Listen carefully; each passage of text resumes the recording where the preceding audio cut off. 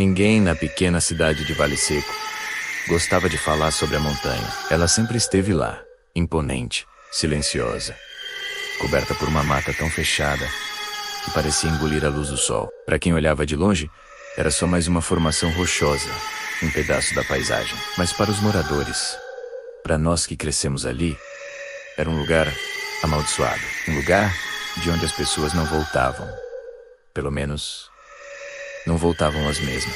Desde que eu era criança, as histórias circulavam. Sussurros sobre trilhas que desaparecem, sobre vozes que imitam quem você ama, sobre sombras que se movem entre as árvores. Diziam que quem se aventurava a subir a montanha, ou sumia para sempre, ou voltava com um olhar vazio, com a alma roubada. Meu nome é Lucas, e por 25 anos, eu acreditei que tudo isso era apenas superstição, folclore barato, para assustar crianças e turistas. Até o dia em que minha irmã desapareceu. Marina tinha 22 anos e era a pessoa mais teimosa que eu já conheci. Ela estava na cidade passando as férias da faculdade. Como estudante de biologia, a ideia de explorar um ecossistema praticamente intocado, um lugar envolto em tanto mistério, era irresistível. Ela ficou fascinada com a tal montanha amaldiçoada. Lembro exatamente do que ela me disse na noite anterior, enquanto arrumava a mochila. É só mato e pedra. Lucas, ela riu. Essas lendas são invenção de gente que não tem mais o que fazer. Eu tentei. Juro que tentei convencê-la do contrário. Pedi, implorei.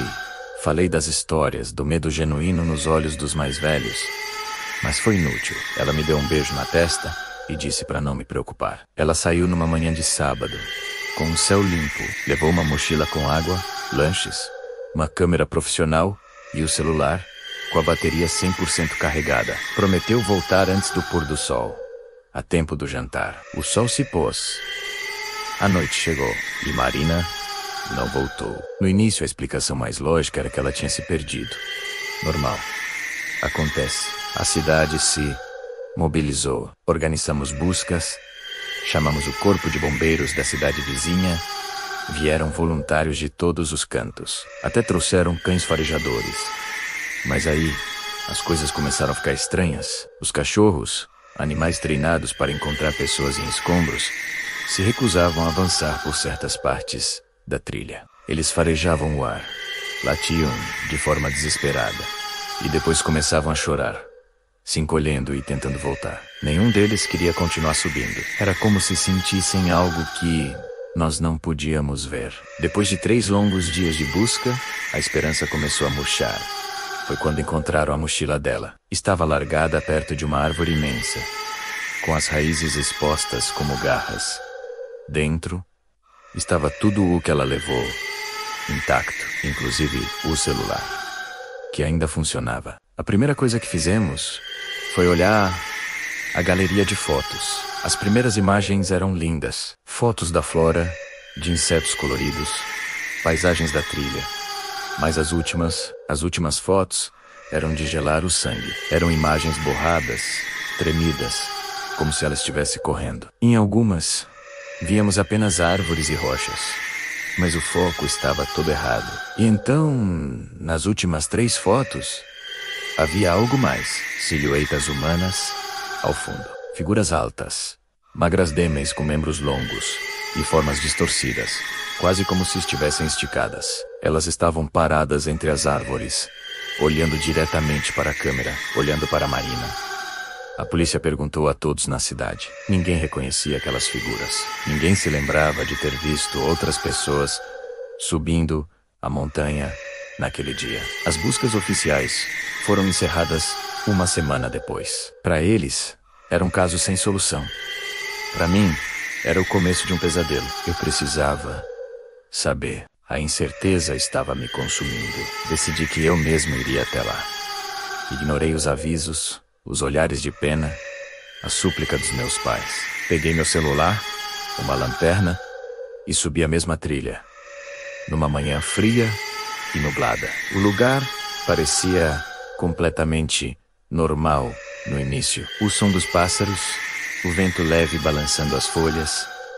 Nada fora do comum. Mas conforme eu avançava, o silêncio começou a ficar pesado, denso. Era como se a montanha estivesse prendendo a respiração, como se estivesse observando cada passo meu. Foi então que eu as vi, pegadas no chão úmido. Eram de Marina.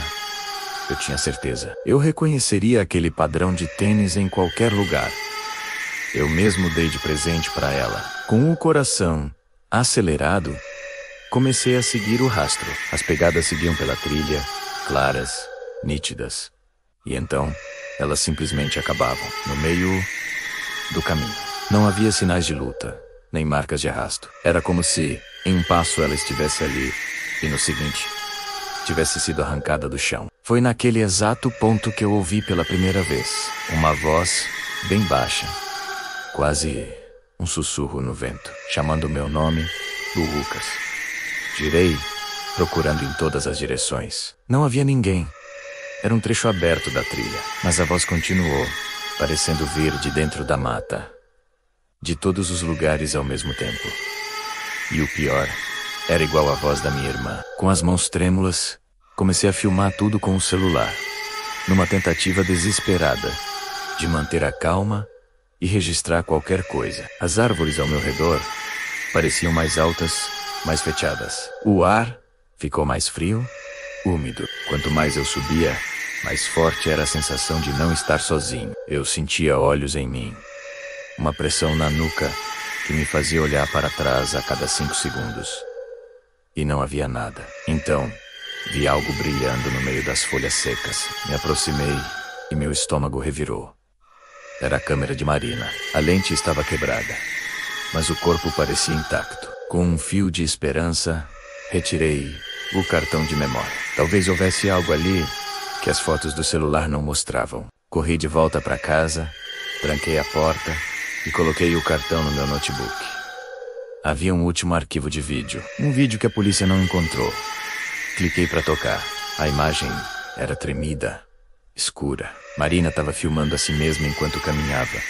Ou melhor, corria assustada pela mata. Tem alguma coisa me seguindo, ela dizia, com a voz embargada pelo choro e pela falta de ar. Eu não consigo achar o caminho de volta. A trilha, juro que a trilha mudou de lugar. Não era por aqui. Ela virou a câmera para trás. E entre as árvores, uma sombra enorme, sem forma definida, se moveu rapidamente. O vídeo terminou com o som de galhos quebrando e um grito aterrorizado de Marina, antes de a câmera cair no chão. Naquele momento, eu percebi. A montanha não era apenas um lugar, era uma armadilha. No dia seguinte, eu voltei. Eu sei, foi uma estupidez, mas eu precisava encontrar o lugar onde o vídeo foi gravado. Eu precisava de uma resposta. Subi mais alto do que da primeira vez, seguindo uma intuição doentia. E quando o sol começou a baixar, eu percebi a verdade terrível.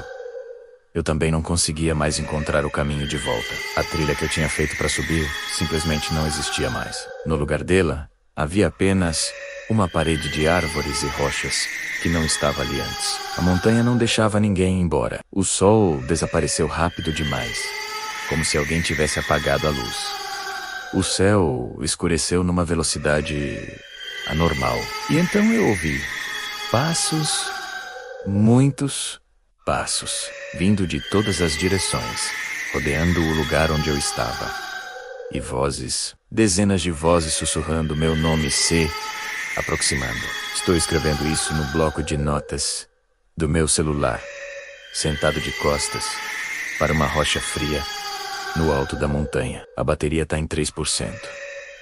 As vozes estão cada vez mais perto. Agora eu entendo o que aconteceu com minha irmã e com todos os outros. A montanha não faz as pessoas desaparecerem, ela as guarda. Ela as coleciona para sempre. Se alguém, por algum acaso, encontrar esse celular e ler este texto, não suba. Fique longe deste lugar. Não cometa o mesmo erro que eu. As vozes, elas já estão me chamando pelo nome. Uma delas é a voz de Marina.